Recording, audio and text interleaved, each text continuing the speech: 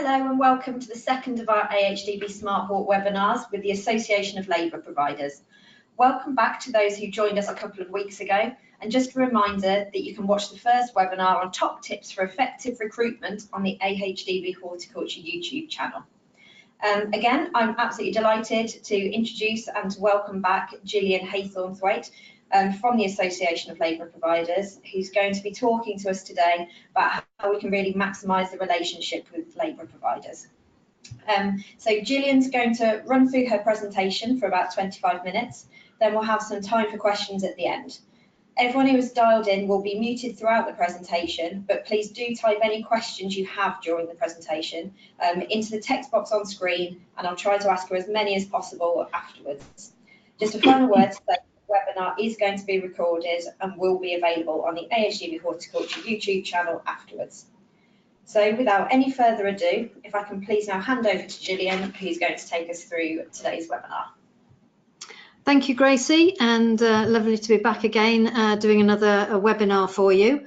As Gracie said, we're going to be focusing on using labour providers today. Just to remind those that maybe haven't come across the ALP before who we are. We're a not-for-profit specialist trade association, which we were formed in 2004, really coming out of the temporary labour working group. And we were funded by the UK government to set up, really to focus on good recruitment practices and developing responsible recruitment, fair treatment of workers, and making sure that labour providers were able to operate legally and ethically and not face unfair competition. So our goal is for labour provision in the UK consumer goods supply chain to be recognised as a model of good practice. The topics I'm going to cover today relating to using labour providers, I'm going to look at good practice and the good practice guide, look at an area around ongoing due diligence, the GLA licensing and where that applies, some information around the charge rate guidance that the ALP produces every year, holiday pay. Holiday pay is going to be a big area for businesses to focus on in the next few years.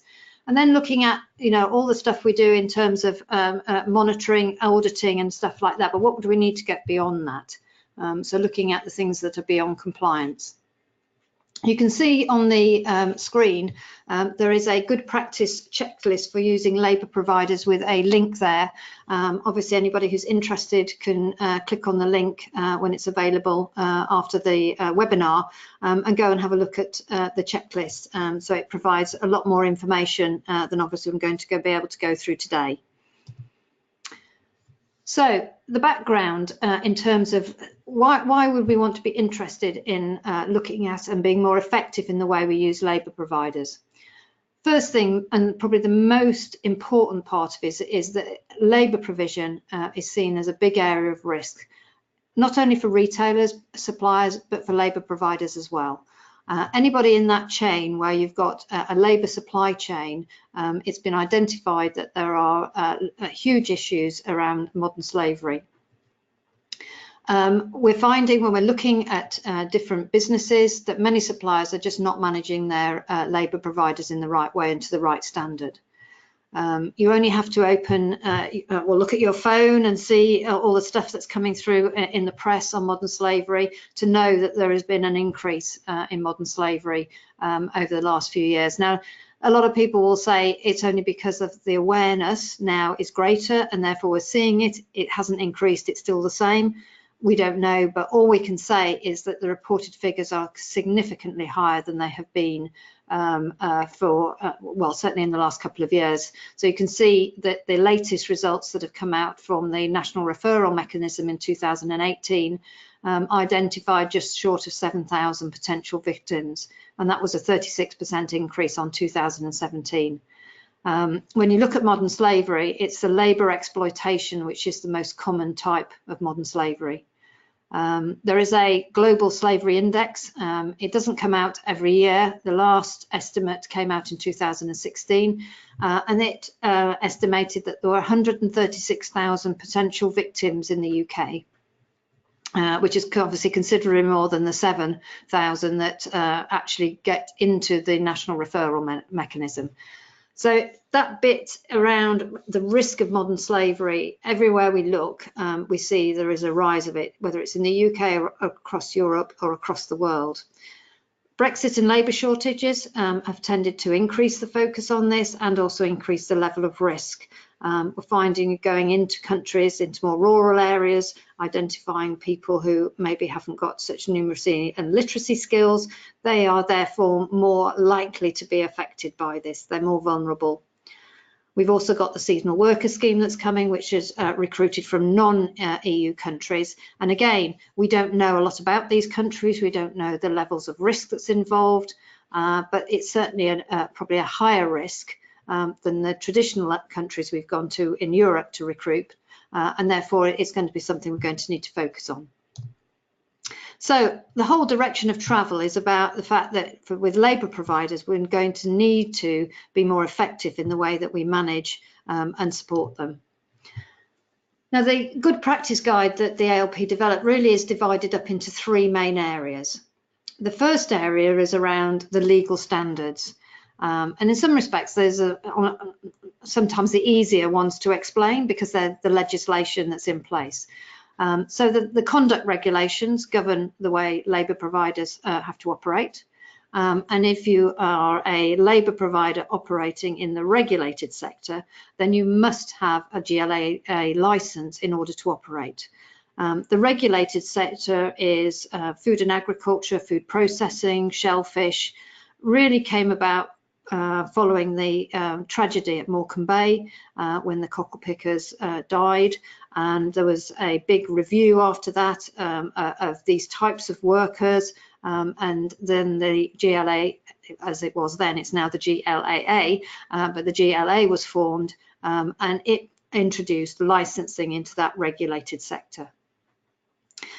In terms of the active check, that's the GLAA active check. So anybody who is using a labour provider that is licensed can sign up, and I'll talk a little bit about that a bit later on. So there's a bit around the fact you have to make sure that your labour provider is operating to the legal standards that apply. I could also add in GDPR into that. Because again, GDPR, labour providers are dealing with a lot of personal data. They need to make sure that they're obviously covered on that as well. And there will be some new regulations coming through the Good Work Plan and things like that in the future. Another big area around using labour providers is ensuring that there is a sustainable rate paid to the labour provider. And so I'll talk a little bit about that later on as well, but it's making sure that whatever rate you pay for your labour providers, it covers the total wages costs. So that includes all the national insurance, the holidays, any sick pay, pension, apprenticeship levy, all the different costs are covered. It then also must cover the business overheads, the transport, the management costs. And there needs to be a sustainable net margin. And we know that commercially it's always a difficult area, that you know, suppliers, when they're negotiating with their labour providers, are going to try and get the rate to be as low as possible. But the thing has got to be, is it a sustainable rate? Because if it's not, then what happens is that labour providers are forced to cut corners, and that doesn't end up in an ethical and professional labour provision. And the third area is really looking at contractual terms. So this is making sure that the labour provider has the right contractual terms and conditions in place. So there is a set of business terms between the labour provider and their client. There is a supply service schedule in place that says this is how, you know, what we're going to supply, this is the type of people we want in, these are the skills we want, this is from when to when, all of that sort of information. And then there's a service level agreement.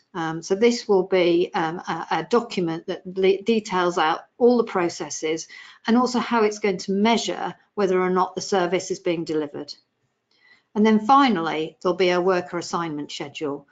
So the worker assignment schedule is given to each individual worker for every assignment before they start the assignment and details the terms of that particular assignment. Going forward next year, excuse me, there'll be what's known as, or in the press at the moment, as a KID that the people will have to, labour providers will have to provide to their workers. And a KID is a key information document. And that's going to be a new legal requirement which will come into place from next year. So at the moment there's not a requirement to do that, but that will be something that we'll need to cover going forward. So very important to have the contractual terms and the paperwork and the processes in place. So in terms of managing labour providers, there's certain things that you need to do in terms of due diligence to ensure that they are doing things to the way you want them to be done. So regular second and third party audits, and it's a mix usually that happens. Often you'll find that suppliers, if they've got an HR team or they've got somebody who's responsible for their labour provider, they will do a 6-monthly audit. They will go in and they'll have a checklist of things that they want to check through and make sure that the labour provider is doing things to the standard that's required. There are also third-party audits, and this can be at different levels. There's a basic level against the GLA standards, but then there's probably a more complex standard, which I'll come and talk on a bit later, where you're looking more at a higher level of responsible recruitment and a much more professional labour provision. So that's a process to look at, you know, has your business got the right audit structure in place and are you carrying them out on a regular basis? As part of that, you know, they need to look at whether the worker is being paid correctly and the correct tax and national insurance deductions are being made and they're being paid over to HMRC. So that paper trail is really important to check through to make sure that that is all happening. Workers obviously have certain rights. They're slightly different to employee rights, but they need to make sure, so you're going to check that they are actually getting their holidays. You know, check around the agency worker regulations. When they got to the end of 12 weeks, were they actually going out onto the comparator rate, etc. Now, some workers may be on what's known as the Swedish derogation contracts, which means that they are employees of the labour provider and they're on a pay between assignments contract. This means that if there's no work available between assignments, that they still get some payment, but they don't get the right to equal pay after 12 weeks. This particular type of contract is due to finish in April next year. So the government has decided that it's going to repeal that and you won't be able to use that anymore. So there's a transition period that needs to happen between now and next year where workers are actually transitioned off those contracts onto a different contract. So there's a whole area of looking at to make sure that workers have their legal rights.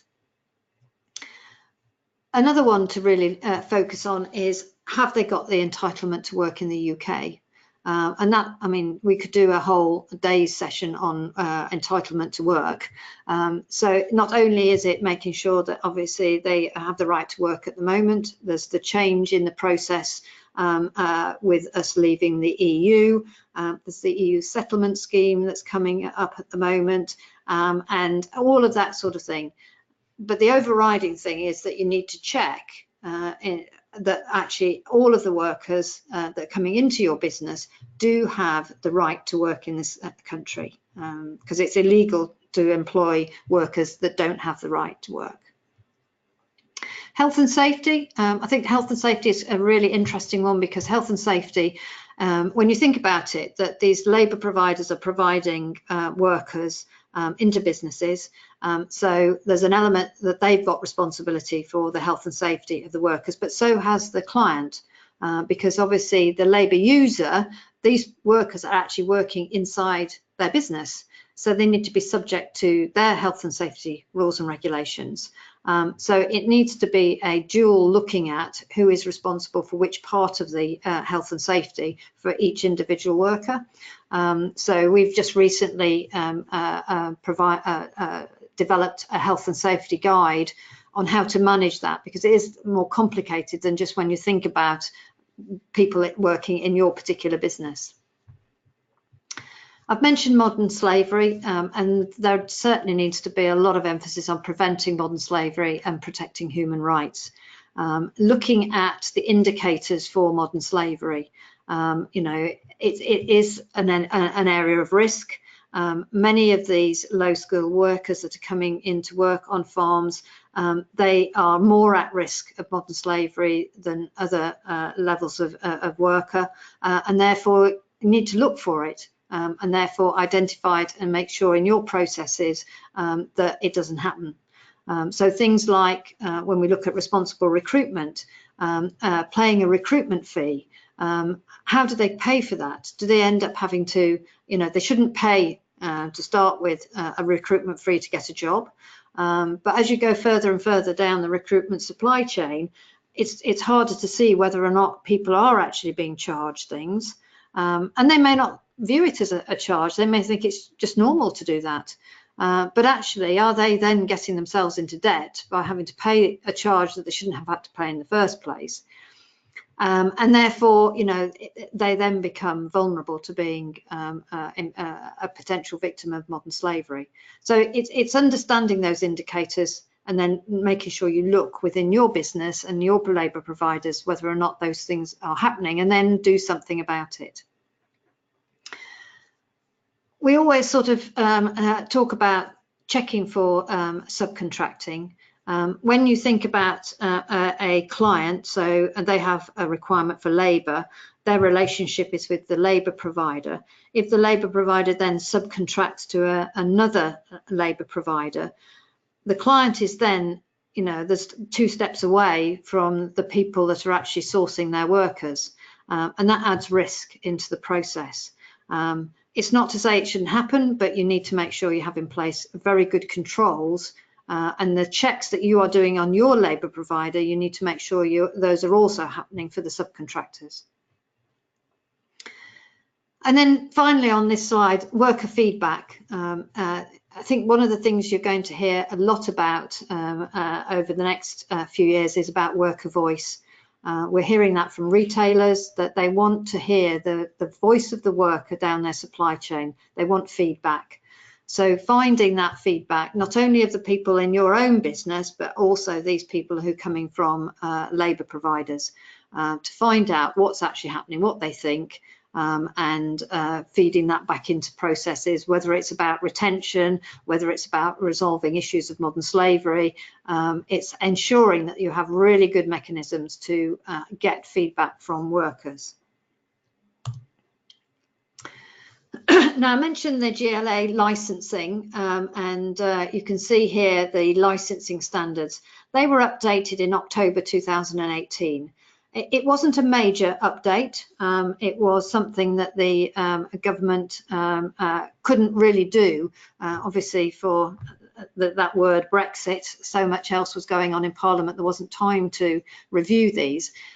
So what the GLAA did really was to just do, excuse me, an update where they aligned with other legislation that was available at the time, and to just reorder some of it so that it became more logical within the standards. So it's well worth going onto the GLAA website. You can download a whole copy of the licensing standards and go through that. The biggest change really was around holiday pay and the requirements on holiday pay. So it's certainly worth having a look at that. The bit at the bottom is the at the top of the slide is the active check. So you can sign up for that. You do that through the government gateway, and they provide you with a user ID. It then means you can go and look at your labour providers and see if there's anything that is going on between them and the GLAA. If anything happens, so they get investigated, you'll get alerts.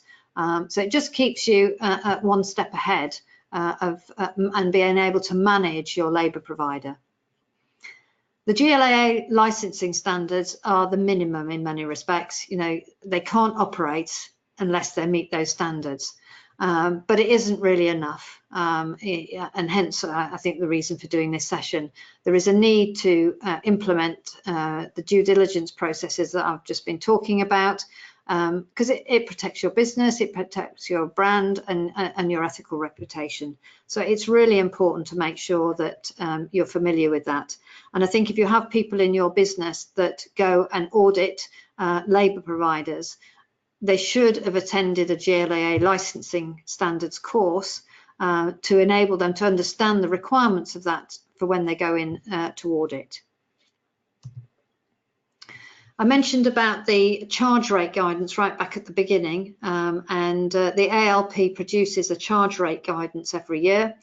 It has information about the wages boards as well, because Scotland and Northern Ireland still operate an agricultural wages board, so they have slightly different rates. But it details out the charges that you would expect to see in a labour provider charge rate. It's not an exact science, this, in the sense that, you know, every labour provider you go to, it will be different. But if you use the principles of this, you should be able to check whether or not you are actually paying a sustainable rate to your labour provider. You should be able to have really good discussions where you can go through and talk to them about the rates. And it's things like their overhead costs and things like that. You know, you need to understand how much it does cost them to run their business and what's a realistic figure. And for me, one of the things I always say to people, because they'll talk to me about rate, is, you know, you have to be confident that you are paying your labour provider a sustainable rate. And if you are, then that's fine. Now you can see I've just done a little, this is, it's a 3-page document, this, but you can see, I don't know whether you probably see they're a bit tiny, the typeface on that. But you can download this. We produce it, try to produce it in about March time each year, available for the new financial year. But you can see there's a link there, and you can click onto it and you can download a copy of it. It has explanations attached to it that tells you each of the different items and what they mean. The same with holiday pay. Calculating holiday pay is a big thing. The government has got information out at the moment on holiday pay for workers. It's trying to promote the fact that workers should be paid the correct holiday and providing them with information so they can go and ask their employer about their holiday pay. HMRC estimate that it is a bigger underpayment of holiday pay than anything, you know, the national minimum wage. And they, I think it was the Low Pay Commission recently said there was not just under 500,000 workers in the UK that hadn't been paid the correct amount of holiday pay. So it's going to be a big area of focus. It's very complicated, but all workers are entitled to paid leave. It's based on statutory leave of 5.6 weeks, maximum 28 days. If they are on AWR and on comparable terms, obviously their holiday pay and arrangements will need to be the same as the comparator employee after 12 weeks. There must be an ability for workers to be able to take their holiday and to carry them over. So holidays, because particularly agency workers, you know, they're doing short-term contracts, it's a much more complicated area. So certainly one of the things to look at, and you can see there is a brief that the ALP does on calculating holiday pay. The GLA provides guidance as well on calculating holiday pay. And it is a bit conflictual, some of the evidence, the legislation that's around. So it's certainly one that you should spend quite a bit of focus on when you're talking to your labour providers.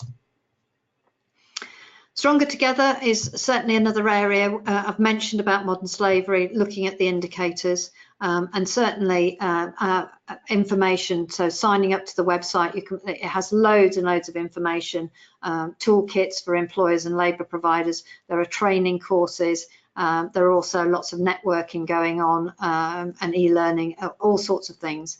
There's no reason why businesses now can't get access to really good information about how to look for and to tackle hidden labour exploitation. I mentioned about beyond compliance. The Clearview is a global labour provider certification scheme which is available for labour providers to actually receive a certification to be able to demonstrate to their clients that they are operating at a beyond compliance level. This is very new. It was launched last year, and a number of labour providers are working towards achieving this accreditation at the moment. And they're doing that using responsible recruitment toolkit.org. This was developed to support labour providers to ensure that they actually had the tools and all the guidance and resources to help them work towards achieving that accreditation. It's a big step from being the standard labour provider to being a responsible recruitment Clearview accredited labour provider, and there was a definite need for support. The toolkit is available for in-house HR and recruitment teams. It's also for labour providers and recruitment agencies. It's open to everyone, and has been sponsored by 7 of the UK retailers. So this is certainly something you're going to be hearing quite a lot about. So that was a sort of real rattle through, lots of information for you there, but you can see I've covered all the areas that I said I would cover at the start of the presentation. And I think, you know, for me, it's this bit about being really confident that you've done the checks, that you've looked at it, you've been critical about things, and that you're confident that your labour provider and the way everything is set up, you know, ticks all those boxes. And if you're confident, then you're probably doing a really good job. So I think it's, oh yes, I'll just mention about ALP Association membership. One of the things I've learned about labour provision, it's a really specialist area. If anybody is interested, there's a link there, you can have a look at that. And certainly if you're wanting to do more on labour provision, it's very good to be able to go to the ALP. It's the only one that really specialises in that type of information. Lots of useful links. Those will be available at the end, obviously, when all the slides are available for you. But it gives you different information that I've talked about. There's also some information from ACAS on using agency workers. I mentioned about the conduct regulations. You can go to the RAC, they've got a very good summary of that, and you can get information obviously on gov.uk. So that was a real whistle stop shot through all of that. I suppose back to you, Gracie, and whether we've got a couple of minutes and whether there's any questions. Yes, thanks so much, Gillian. There's loads of really useful information in there for everyone. As Gillian said, can I please just remind everyone that the webinar will be available. It'll be on the AHDB Horticulture YouTube channel shortly afterwards. Yeah, we've got a couple of minutes for some questions, so if anyone does have any, if you can please keep typing them in, and we'll get through as many of those as we can. So one question to start off with, Gillian. If a business has never used labour providers before, what advice would you give them to sort of get started, and how they would go about doing that? I think if they've never used them before, well, apart from the obvious one would be to join the ALP, and obviously you get lots of information because you get all the template documentation. So I talked about contractual terms. Obviously, you know, it's optional, people don't have to do that. I think I would probably go and find a business that is already using them and go and talk to them about the issues. I would probably look at the GLA standards course. That's an open course, because particularly if they're in the regulated sector, that will give you the framework of everything that they're required to do. So I would do that. And then if they're, for example, if they're supplying the co-op, I know the co-op do a lot of due diligence checklists that they provide to their suppliers. So I probably go and talk to maybe some of companies like that if you have links with that, and collect a lot of information to start with. Brilliant, thank you. And I've had one other question come in. So if I don't think that the labour provider is, if someone doesn't think the labour provider is complying with the legal responsibilities that you've pointed out in the due diligence, how do they go about reporting that? Well, you can certainly contact the GLAA and they will go out and inspect. So if they've got a licence and all those things to do with the legislation are part of their licence, you can do that.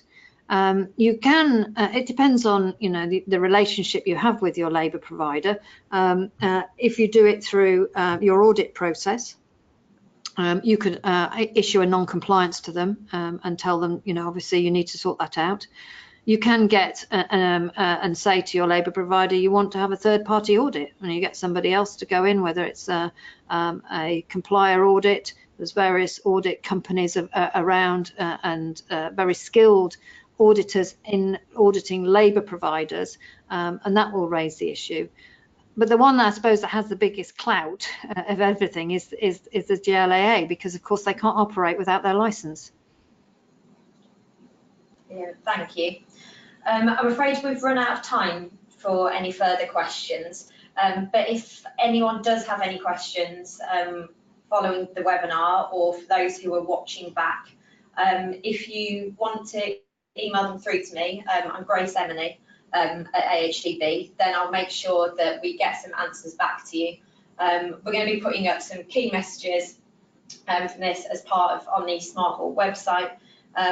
But yeah, thank you very much everyone for dialing in. I really hope you found it useful, and keep an eye out for some upcoming Smart Hawk webinars that we're going to be announcing shortly.